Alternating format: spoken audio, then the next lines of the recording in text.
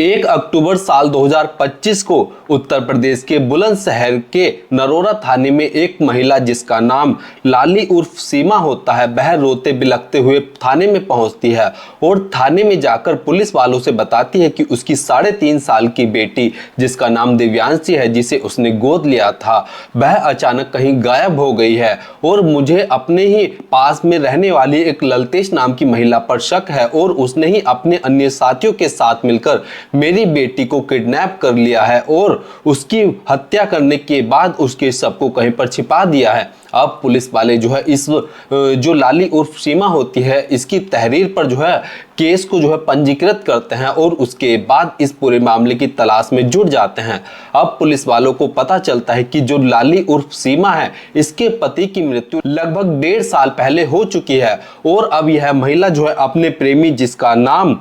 यतेंद्र उर्फ बच्चू होता है उसके साथ रहती है। अब पुलिस वाले इस यतेंद्र नाम के व्यक्ति से भी पूछताछ करते हैं, साथ ही साथ पुलिस वाले अन्य तरीकों से भी जांच पड़ताल करना शुरू करते हैं, लेकिन दोस्तों पुलिस वालों को ऐसा कुछ भी सबूत नहीं मिलता है जिससे कि दिव्यांशी का पता लग सके। अब पुलिस वाले जो है अपनी जांच को और ज्यादा बढ़ाते हैं और बारीक से बारीक चीजों को जो है इन्वेस्टिगेट करना शुरू कर देते हैं। अब दोस्तों होता यह है कि जब पुलिस वाले इस सीमा उर्फ लाली और यतेंद्र के बारे में आसपास के पड़ोसियों से पूछताछ करते हैं तो दोस्तों आसपास के पड़ोसी बताते हैं कि ये जो सीमा उर्फ लाली है और जो यतेंद्र उर्फ बच्चू है, इन दोनों के बीच इस दिव्यांशी नाम की लड़की को लेकर अक्सर लड़ाई झगड़ा रहता था और यहाँ तक जो है लोग बाग बताते हैं कि इस बच्ची को लेकर इन दोनों के बीच इतना ज्यादा वाद विवाद हो जाता था कि दोनों के बीच गाली गलौज और हाथापाई तक हो जाती थी और यहाँ पर यतेंद्र जो होता वह अपनी जो प्रेमिका जिसका नाम लाली उर्फ सीमा होता है उससे लड़ा करता था और उससे कहता था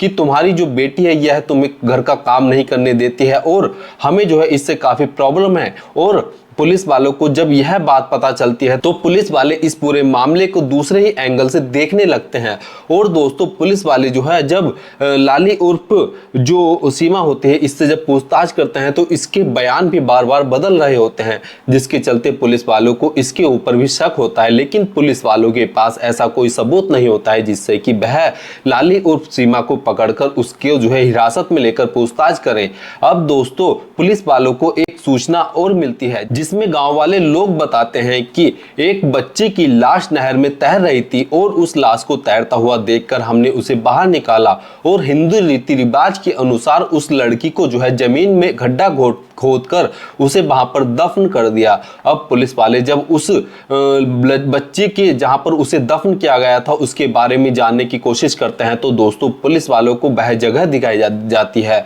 और जगह दिखाने के बाद जब उस जमीन को खोदकर उस बच्ची के शव को बाहर निकाला जाता है तो दोस्तों यहाँ पर पुलिस वालों को पता चलता है कि यह वही दिव्यांशी है जिसकी वह तलाश कर रहे थे। और इसके बाद सीमा उर्फ लाली को जब इस बारे में बताया जाता है तो उसका भी रो रो कर बुरा हाल हो जाता है। अब पुलिस वाले उस नहर के पास जो है इन्वेस्टिगेट करना शुरू करते हैं और पुलिस वालों को एक ऐसा व्यक्ति भी मिल जाता है जो बताता है कि उसने एक महिला को इस नहर में कुछ फेंकते हुए देखा था और जब वह उस महिला को देखेगा तो वह उस महिला को पहचान लेगा। और यहाँ पर पुलिस वालों को एक आइडिया आता है जिसमें पुलिस वाले सोचते हैं कि सीमा उर्फ लाली पर जो पुलिस वालों का पहले से ही शक था और उसी का फोटो दिखाकर जब उस व्यक्ति से पूछा जाता है कि क्या यह वह महिला है तो वह व्यक्ति पुलिस वालों को साफ साफ बता देता है कि वो यह वही महिला है जिसने नदी में जो है उस कुछ चीज फेंकी थी। अब पुलिस वाले जो है तुरंत इस व्यक्ति के आधार पर जो वह व्यक्ति बताता है तो उसके आधार पर ही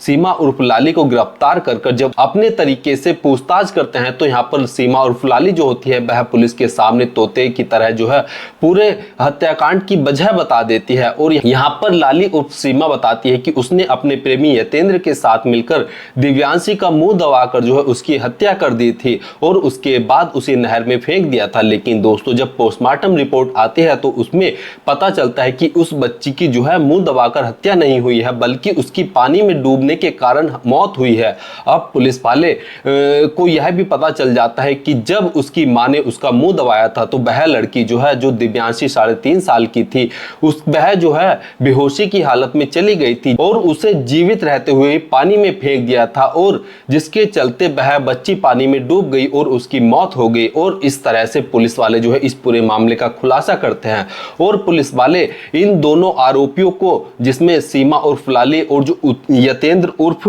जो बच्चू होता है, इन्हें गिरफ्तार कर इनके ऊपर सुसंगत धाराओं में केस दर्ज करते हैं और केस दर्ज करने के बाद इन्हें जेल भेज दिया जाता है। लेकिन दोस्तों, हैरान परेशान करने वाली बात तो यह है कि एक मां जिसने उस बेटी को जो है 9 महीने तक अपनी कोख में रखा, उसे पाल पोस कर 3.5 साल की किया, उसके बाद भी वह एक व्यक्ति के साथ रहने के लिए अपनी ही बेटी को, जिसे उसने गोद लिया था, उसे मौत के घाट उतार देती है ताकि उसका प्रेमी खुश रह सके। वह यह भी नहीं सोचती है कि आखिर उस बच्ची की क्या गलती है, वह तो 3.5 साल की है और इस महिला द्वारा जो है इस हत्याकांड को अंजाम दिया जाता है। दोस्तों, इस पूरे घटनाक्रम को सुनाने का उद्देश्य किसी की भावनाओं को ठेस पहुंचाना या दुख पहुंचाना नहीं है, बल्कि जागरूक करना है, सचेत करना है। धन्यवाद।